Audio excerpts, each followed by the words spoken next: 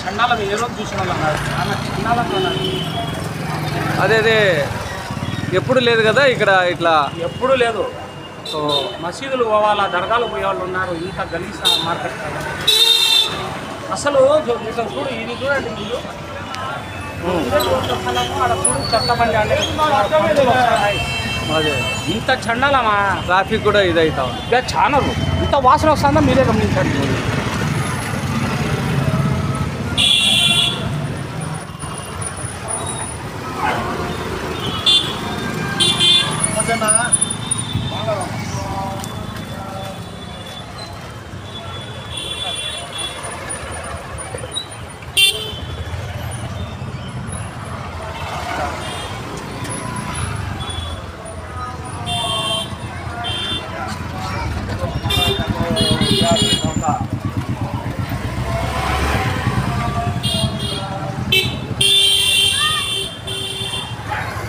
ప్రొద్దుటూరులో ఈ గత ప్రభుత్వంలో కొంత శానిటైజేషన్ ఇవన్నీ కూడా బాగున్నాయి, వీధులు శుభ్రంగా ఉన్నాయి. ఈ మధ్యకాలంలో ఇప్పుడు మీ ఏరియాలోనే తీసుకుంటే ఇక్కడంతా కూడా ప్రముఖమైనటువంటి లీడర్లు అందరూ ఉన్నారు మీతో పాటు. మరి ఇక్కడ పరిశుభ్రత విషయంలో ఆ చెత్త అలాగే పేరుకుపోవడము, డ్రైనేజీ సరిగా లేకపోవడము, ఇవి ఇంతకుముందు కూడా మీ దృష్టికి మేము తీసుకొచ్చాము. దీని పట్ల మీరు ఎలాంటి చర్యలు చేపడతారు? ఇది ఒక రోజుతో ఒక వారంతో అయిపోయేది కాదండి. ఇప్పుడు నేను పొద్దున ఈరోజు పెన్నానగర్లో మాట్లాడింది అది బేసిక్స్, వెరీ బేసిక్, కనీస అవసరం అది ఒక కాలువ అనేది. ఇక్కడ కాలువలు ఉన్నాయి. ప్రొద్దుటూరులో సమస్య ఏంటంటే మనకు ప్రధానంగా ఒక 5 కాలువలు ఉన్నాయి, మేజర్ ఛానల్స్ అంటారు. అది మడూరు కానీ, మడూరు ఛానల్ కానీ, ప్రొద్దుటూరు 1, 2 ఛానల్ కానీ, దొర్సాన్పల్లి కానీ, ఇలాగా అనేక ఛానల్స్ ఉన్నాయి. దీంట్లో ఓపెన్గా ఉండడం వల్ల ఏమవుతుందంటే దాంట్లో చెత్త వేయడం జరుగుతుంది. ఆ చెత్త వేసిన తర్వాత ఆ చెత్త తొలగించాలంటే కోట్ల రూపాయలు ఖర్చు పెట్టి, లక్షలు కూడా కాదు, కోట్ల రూపాయలు ఖర్చు పెట్టి ఆ పూడికలు తీస్తారు. మళ్ళీ ఇంకో సంవత్సరం కాలంలోనే మళ్ళీ ఆ కాలువలన్నీ నిండిపోతాయి. మళ్ళీ అదే కోటి రూపాయలు ఖర్చు పెట్టాలా, మళ్ళీ అదే శ్రమ పడాలా, గ్యాంగ్ వర్క్ చేపియాలా. ఆ చేపించే క్రమంలో ఇప్పుడు సంవత్సరానికి ఒకసారి చేస్తూ ఉన్నారు. ఇప్పుడు ఏం జరుగుతుంది, ఆ మధ్యకాలంలో విష జ్వరాలు వస్తాయి. అక్కడ నుంచి ఆ కీటకాలు, విష కీటకాలు కానీ పాములు కూడా వచ్చే పరిస్థితి ఈరోజు మనం చూస్తూ ఉన్నాం. దీని అన్నిటికి కారణం ఏంటంటే ఒక ప్రణాళిక, ఒక అవగాహన లేకపోవడం. ఏ నాయకుడైనా మన పొద్దుటూరులో చూసుకున్నట్లయితే ఒక ప్రణాళిక, ఒక ఎలా చేయాలి, భవిష్యత్తు కాలంలో ఎలా ఉంటుంది అనేది లేదు. దీని అన్నిటికీ కారణం చూసుకున్నట్లయితే ఒక సిస్టమ్ అనేది లేదు. ఇక్కడ సిస్టమ్ అనేది తీసుకురావాలి. ఒక అండర్ గ్రౌండ్ డ్రైనేజ్ అనేది నిర్మించాలి. అది నిర్మించడం వల్ల ఏమవుతుందంటే ఆ కాలంలో చెత్త పోకుండా ఉంటుంది.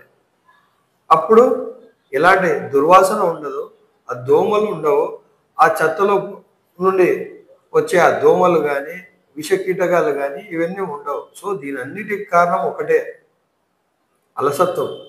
దీనికి పరిష్కారం ఏంటంటే అండర్ గ్రౌండ్ డ్రైనేజ్ సిస్టమ్ తీసుకురావడం. అది 100 కోట్ల, 200 కోట్ల, 300 కోట్ల ఎంతైనా సరే వన్స్ ఫర్ ఆల్ మనం ఒక సమస్యను మనం పరిష్కరించాలంటే, శాశ్వతంగా పరిష్కరించాలంటే అది ఎంత ఖర్చు అయినా సరే మనం దాన్ని ఒక ప్రణాళికబద్ధంగా ఆ ధనాన్ని వెచ్చించి ఒక సిస్టమ్ని మనం తీసుకొచ్చే ఆ సమస్య ఖచ్చితంగా పరిష్కరిస్తుంది. చెత్త కుప్పలు పెరిగిపోతా ఉన్నాయి. వేసిన చెత్త చోటనే జనాలు వేసేసి వెళ్ళిపోతూ ఉంటారు. దానివల్ల ఆవులు, ప్రధానంగా కుక్కలు, పందులు వీటి పడితే ఎక్కువ కనిపిస్తూ ఉంది. దానికి ప్రత్యామ్నాయంగా అంటే అక్కడ ఉన్నటువంటి సరిపోవడం లేదు, అక్కడి నుంచి తొలగించి వేరే చోట పెట్టడం కానీ, లేక ఇంకా ఏవైనా కొన్ని చెత్త ముట్టలు అక్కడ ప్రొవైడ్ చేయడం కానీ. గతంలో అయితే వాహనాలు వచ్చి తీసుకుపోతా ఉన్నాయి. సరే, వాళ్ళు చెత్తకు డబ్బులు కూడా గుట్ట కింద తీసుకోవడము, నెల కిందనే ఛార్జ్ చేస్తూ ఉన్నారు అంగళ్ళ దగ్గర. అది ఇప్పుడు టీడీపీ గవర్నమెంట్ వచ్చిన తర్వాత అది ఆ వ్యవస్థ గాడి తప్పినట్లుగా ఉంది. ఆ వెహికల్స్ కూడా రావడం లేదు. దీని గురించి ఏమంటారు? గత కౌన్సిల్ సమావేశంలో కూడా దీని గురించి మాట్లాడడం జరిగింది.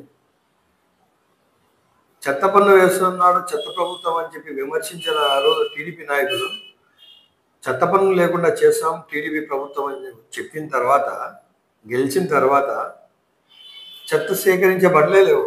అందరు చెత్త పనులు ఉండాలనుకున్నారు, కానీ చెత్త తీసుకునే వాహనాలే లేవు ఇప్పుడు. అదే అదే అవే మాయం చేశారు. ఇది కూటమి ప్రభుత్వం చేస్తున్నది. ఇప్పుడు తీసేస్తామన్నారు చెత్త పన్ను, ప్రజలకు తెలియదు పాపం ఏం చేశారు, వాహనాలే తీసేశారు. వాహనాలు తీయడం వల్ల ఏమవుతుందంటే, ఇప్పుడు సరే ఏ ఇంట్లోనో కామన్గా మనం చూసుకున్నట్లయితే ఇళ్లలో ఆ తడి చెత్త పొడి చెత్త అని చెప్పి 2 బుట్టలు ఇచ్చారు, ఇంకొకటి మెడికల్ వేస్ట్ అని చెప్పి ఇంకొకటి టబ్ ఇచ్చారు బొట్టు. ఆ మూడిట్లో ఏదో చెత్త ఏదో రూపంలో ఇస్తున్నారు. ఆ సేకరించే క్రమంలో దాన్ని అక్కడే విభజించి తడి చెత్త పొడి చెత్త అని చెప్పి విభజించి చేసేవారు. మళ్ళీ అదే ప్రజలు అవి పన్ను ఉన్నా కూడా బాగుండేది, శుభ్రంగానైనా ఉంటారు. ఆ పరిస్థితికి వచ్చారు. ఆ పరిస్థితికి వచ్చింది. ప్రజలు ఏమంటారంటే 30 రూపాయలు 60 రూపాయలు పోయినా కూడా ఈ రోజు ఈ దుస్థితి ఉండేది కాదు. ఇళ్ళ దగ్గరకు వచ్చి తీసుకొని పోయేవారు. ఈ రోజు అసలు ఇంటి దగ్గర వచ్చే వాళ్ళే లేరంటున్నారు. ఈ ఇంట్ల దగ్గర రాకపోవడం వల్ల ఏమవుతుంది, ఎవరు చెత్త ఇంట్లో పెట్టుకోలేదు ఎక్కువ సమయం. ఏదో పొద్దున సాయంత్రం చెత్త బయట వేయాలి. అదే చెత్త సేకరించేవారు వస్తే వాళ్ళకి అందించేవారు. ఈ రోజు వాళ్ళు లేకపోవడం వల్ల ఏం జరుగుతుంది, అవన్నీ బయట వేయడం జరుగుతుంది. బయట వేస్తే ఇంతని చెత్త పేరుకుపోయి అపరిశుభ్రం అయిపోతాం. అంతా కూడా అవి పేరుకుపోవడము, పందులు కుక్కలు ఆవులు ఈ బెడద చాలా ఎక్కువగా ఉంది. ఇవి కూడా ముఖ్యంగా పందులు కుక్కలు ఆవులు ఎక్కువ అయిపోయినాయి ప్రొద్దుటూరులో. ఆ వాహనాల ఆటంకం కలిగి ఆ ట్రాఫిక్ సమస్యలు ఇలా జరుగుతా ఉంటాయి. సార్ నమస్తే సార్. ఇవాళ పెన్నా నగర్ లో వెళ్ళి సందర్శించినారు, ఎవరైనా మిమ్మల్ని సంప్రదించినారా? అక్కడ సమస్యలు చాలా తీవ్రతరంగా ఉన్నాయి అనేటువంటిది వచ్చింది మా దృష్టికి. ప్రజల నుంచి ఏ ఏ సమస్యల మీద ప్రజలు వాళ్ళ స్వరాన్ని వినిపించినారు, వాళ్ళ అసంతృప్తిని తెలియజేస్తున్నారు. మీ దృష్టికి వచ్చినటువంటి ఆ సమస్యల పరిష్కారం కోసం మీరు ఏం చేస్తా ఉన్నారు, ఏం చేయదలుచుకున్నారు?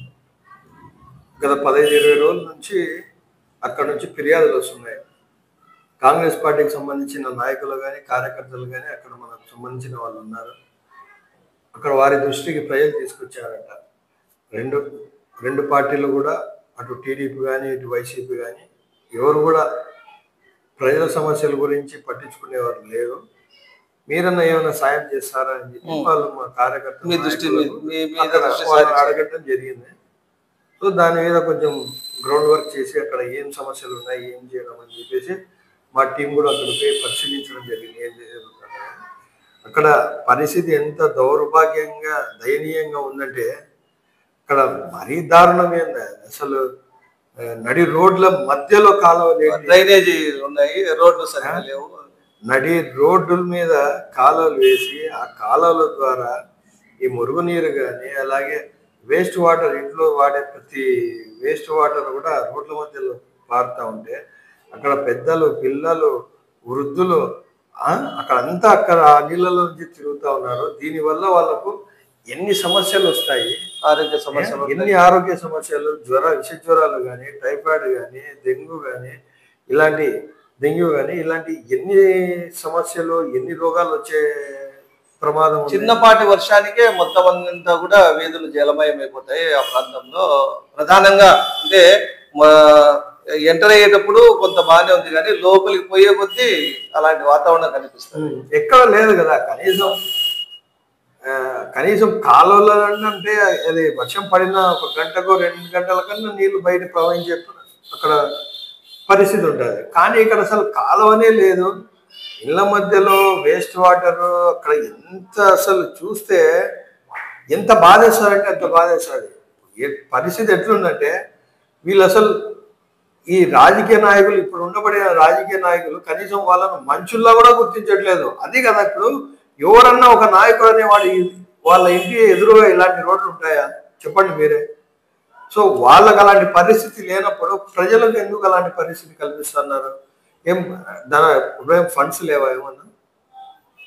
స్లమ్ ఏరియా కదా అది. స్లమ్ ఏరియా అంటే మనం ఆ స్లమ్ ఏరియాని స్లమ్ ఏరియాలా ఉంచినాం. మన నాయకులు స్లమ్ ఏరియాని స్లమ్ ఏరియాలాగే ఉంచారు కానీ డెవలప్ చేసింది ఎక్కడ? డెవలప్ చేయాలి కదా. సెంట్రల్ గవర్నమెంట్ ఫండ్స్ ఎన్ని వస్తాయి? స్వచ్ఛ భారత్ ఫండ్స్ వస్తాయి, ఫైనాన్స్ కమిషన్ ఫండ్స్ వస్తాయి, ఎన్రేగా ఫండ్స్ వస్తాయి. ఇలాగా అనేక ఫండ్స్ ఉన్నాయి. ఆ ఫండ్స్ ఏమైనాయి? మన పన్నుల రూపంలో కలెక్ట్ చేసే డబ్బులు ఏమైనాయి? పర్మిషన్లకు, షాప్ పర్మిషన్లకు కానీ ఇంకా వేరే పర్మిషన్లకు కానీ ఇచ్చే డబ్బులు ఎక్కడ పోయినాయి? ఎందుకు ఇంత అలసత్వం ప్రదర్శిస్తూ ఉండి అక్కడ కనీస మౌలిక సదుపాయాలు కూడా కలిగించలేదంటే ప్రొద్దుటూరు పట్టణం ఎంత దౌర్భాగ్య స్థితిలో ఉందో ప్రజలు గమనించాలి.